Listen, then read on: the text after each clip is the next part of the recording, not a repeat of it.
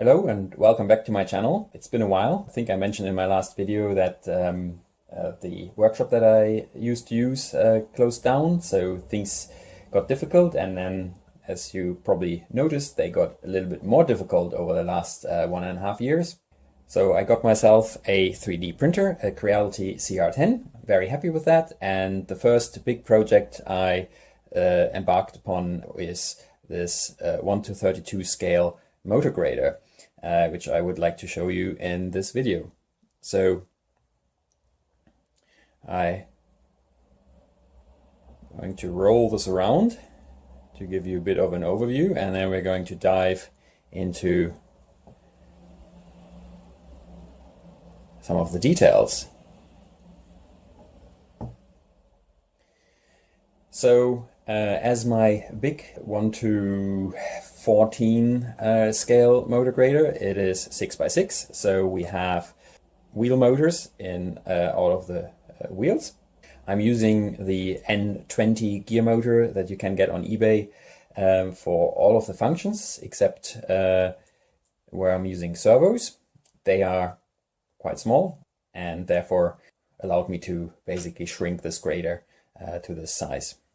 I went for 6x6 because obviously I'm limited in the space that I have in the front, and basically it was between 6x6 or maybe try to get the wheel leaning of the real full-size graders, but I opted for the 6x6. So let me take this down. I am using a Radiomaster TX16S radio. Got some help from a glider plane pilot setting this up. So these are the standard drive modes. As with the big one, I have the drive mode where the articulation and the steering act towards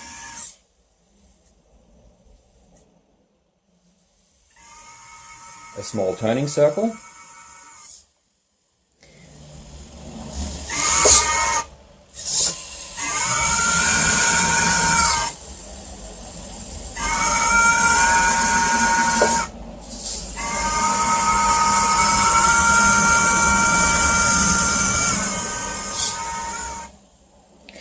And if I flip the switch, I can then adjust the articulation, and the steering will allow the crab steer, so where the grader is offset.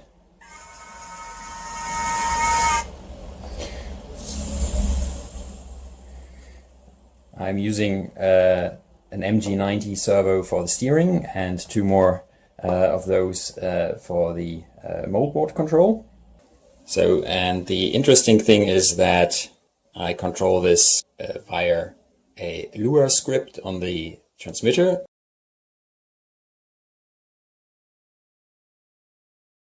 So if I go down, then both of them will move down, and if I go across, then they will go opposite ways, meaning they adjust the circle angle. This is basically what a hydraulic mode module would do. It takes the input of the stick, which is normally proportional to the servo position, and converts it into servo velocity. So if I don't do anything with that gimbal, if it's in the middle, then nothing moves, and only when I move it will the servos move. And I can move them very slowly, or I can move them more quickly, depending on how far I move the sticks. So that saves a lot of space because I don't need the external modules that are available. And obviously in this size grader, space is at a premium. The circle rotation is again done with an N20 gear motor. I'm using a 32 DP race car or buggy pinion onto a matching 3D printed plastic gear, and that seems to work quite all right. I can demonstrate that.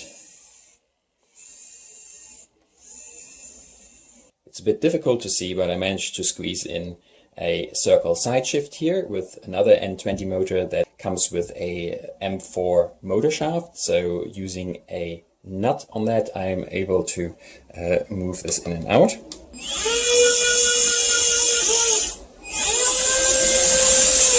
And then I have additional blade function. So one motor does the moldboard side shift.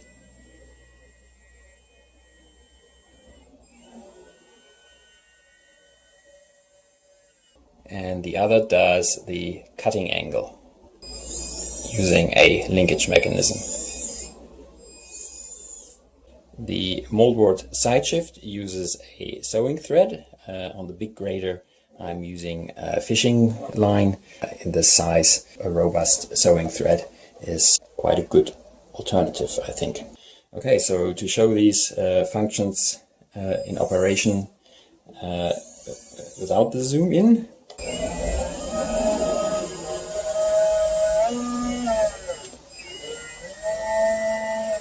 we have a couple more functions, such as the rear ripper. So again, we see another pinion. This is 48 dp, and that is about the limit where I can print the counterpart with the CR10 with the 0.4 millimeter nozzle. The larger the tooth profile is, the easier it is to print, but also slack in the gear usually increases. So you need to be somewhat mindful of that.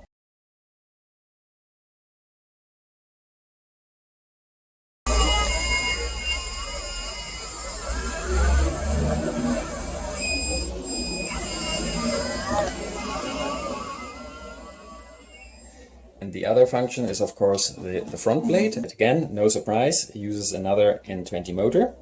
So this mechanism does not use a gear, it uses a crank slider, similar to a Scotch yoke mechanism, to convert the rotation of the motor into the up and down motion of the dozer blade.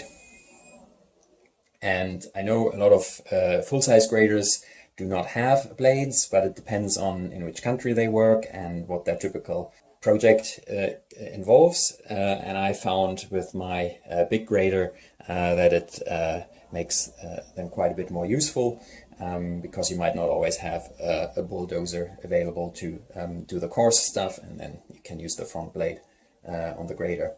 How do I control all these functions? So altogether, I think I have 11 functions in this grader. The radio is able to transmit 16, even more with some additional components, but it only has a limited number of proportional inputs, such as sticks and potentiometers. Also, fitting a 16-channel receiver into this small of a model, very challenging. So together with a friend and colleague, I came up with the idea of using two of the channels here to switch which motor, which auxiliary function should be active. So there are some key functions that you always want to have active: the articulation, the drive, the steering, the moldboard up and down, as well as the circle rotation.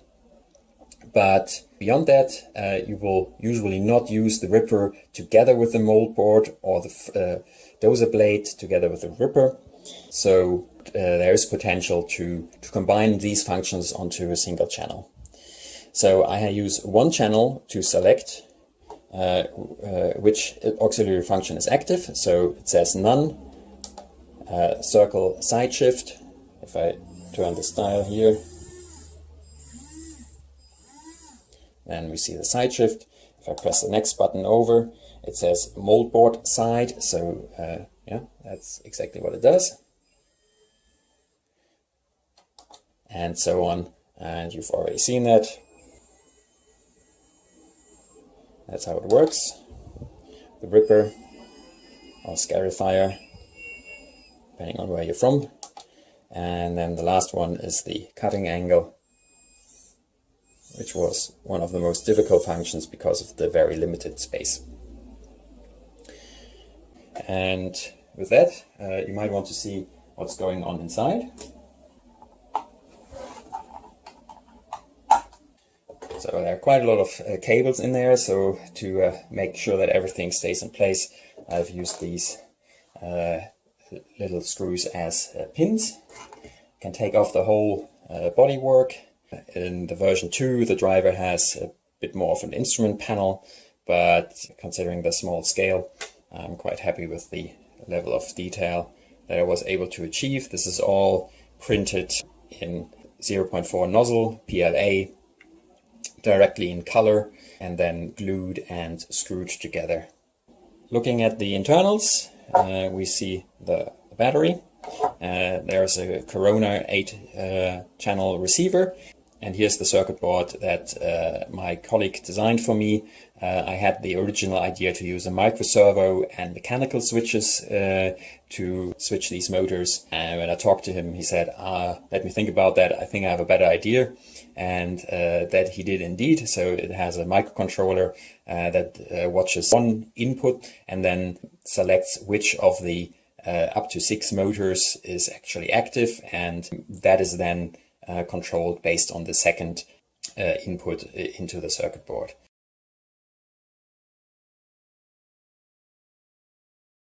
Lots of cables, and underneath you can barely see another N20 gear motor.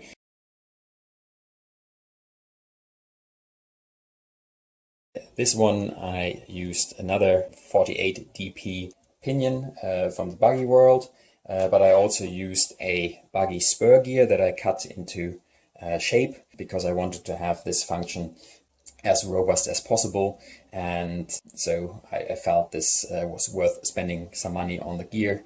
If you cut carefully, you get 3 out of 1 spur gear, so it's not too expensive. These wheels I got from eBay. They originally look like this, but I printed black inserts. I used the rims that they come with because they create a really nice, snug but manageable press fit on the N20 motor shafts.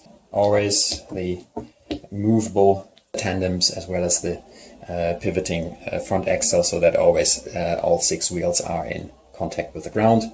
I used 3mm plastic gemstones from the arts and crafts section on eBay to create the headlights and rear lights of the grader.